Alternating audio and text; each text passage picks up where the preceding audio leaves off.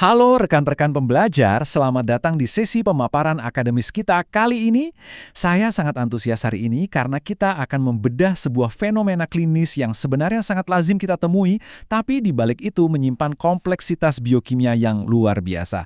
Kita akan membahas mekanisme patofisiologi nefrolitiasis atau yang dalam bahasa sehari-hari kita kenal sebagai batu ginjal. Nah, mari kita selami topik ini secara mendalam dan kita lihat sama-sama bagaimana proses molekuler di skala mikroskopis ternyata bisa memberikan dampak fisiologis yang sangat masif bagi tubuh manusia.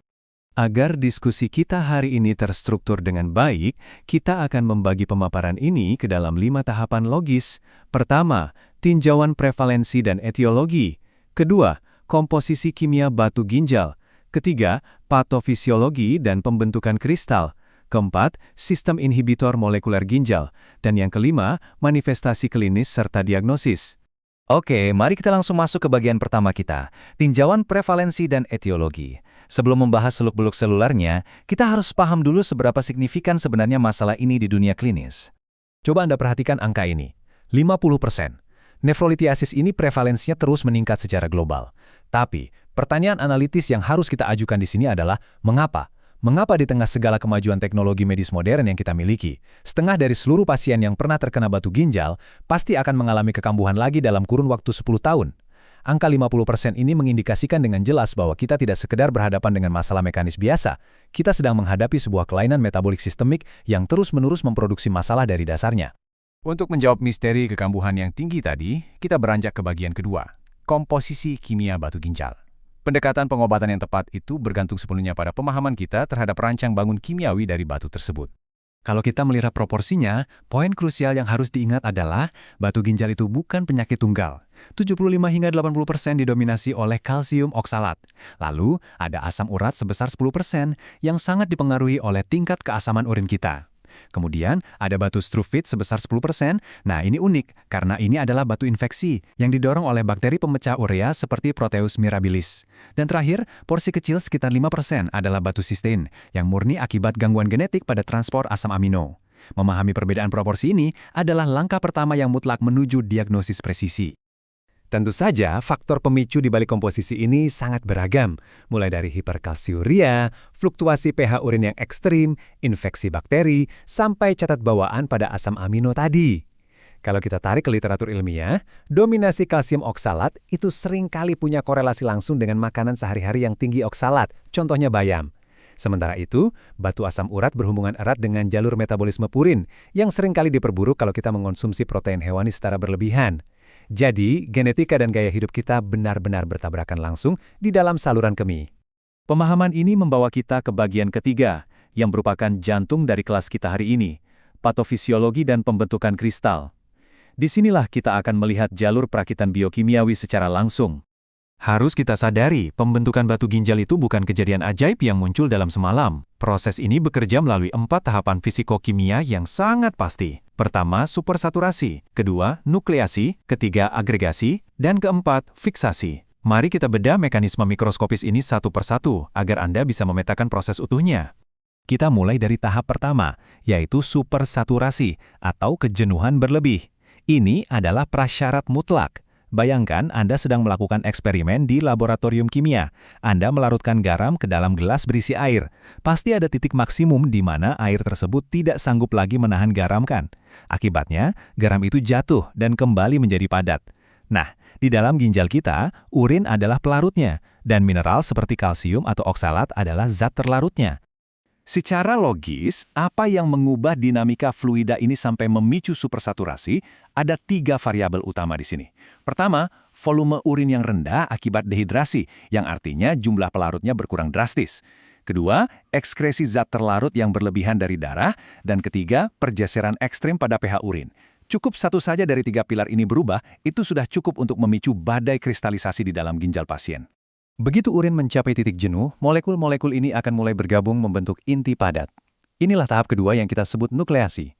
Ada 2 cara ini terjadi. Nukleasi homogen terjadi secara mandiri di lingkungan urin yang murni. Tapi, yang jauh lebih sering terjadi dan berbahaya adalah nukleasi heterogen. Di sini, kristal menumpang pada permukaan padat yang sudah ada. Misalnya sel epitel ginjal yang rusak atau debris seluler.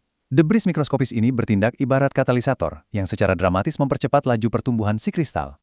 Masuk ke tahap ketiga, pertumbuhan dan agregasi.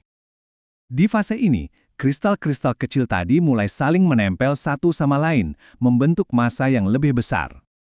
Tapi tunggu sebentar, mari kita pikirkan hal ini secara kritis. Kenapa kristal-kristal mikroskopis ini tidak sesederhana itu tersapu oleh aliran urin yang terus mengalir deras membasuh ginjal setiap detiknya? Bagaimana mereka bisa bertahan di sana? Jawabannya ada pada tahap keempat, fiksasi. Proses ini dimediasi oleh sesuatu yang kita sebut plak randal. Plak randal ini pada dasarnya adalah deposit kalsium fosfat di jaringan papila ginjal yang pelan-pelan mengikis epitel di atasnya.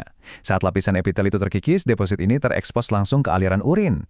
Anda bisa membayangkannya seperti sebuah velcro biologis atau jangkar. Permukaan yang terekspos inilah yang kemudian dihinggapi oleh kristal kalsium oksalat, mengikatnya dengan sangat kuat di dinding ginjal agar tidak terbilas urin dan memberinya waktu untuk tumbuh menjadi batu klinis yang masif. Tentu saja, hasil evolusi tubuh manusia tidak tinggal diam membiarkan ini terjadi. Mari kita beralih ke bagian keempat, sistem inhibitor molekuler ginjal. Ginjal kita sebenarnya secara aktif dan terus-menerus memberikan perlawanan biokimiawi. Disinilah kita melihat barisan pertahanan alami tubuh kita bekerja. Sitrat misalnya, ini adalah pelindung utama kita. Dia secara proaktif mengikat kalsium di dalam urin, sehingga oksalat tidak punya pasangan untuk membentuk batu. Lalu ada magnesium yang langsung menghambat formasi kalsium oksalat dan pirofosfat yang menahan laju kalsium fosfat.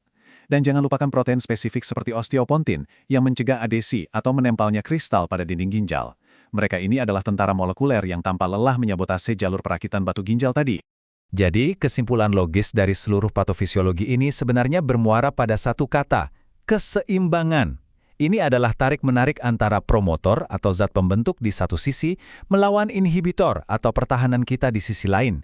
Ketika promotor menjadi dominan, entah karena dehidrasi, pola makan, atau genetik, dan pertahanan inhibitor kita gagal mengimbangi, nah disitulah patologi nefrolitiasis ini terlahir.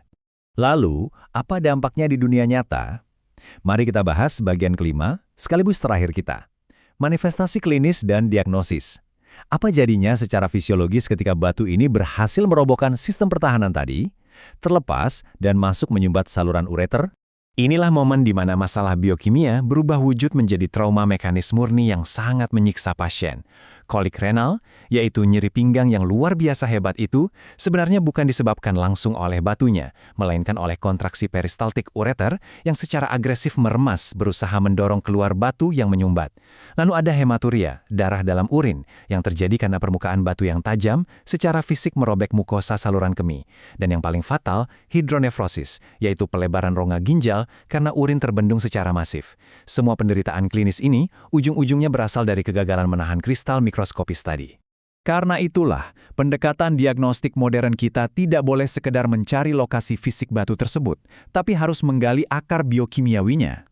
CT scan helix tanpa kontras memang merupakan standar emas radiologi saat ini karena bisa mengukur densitas batu dengan sangat presisi melalui unit Hounsfield.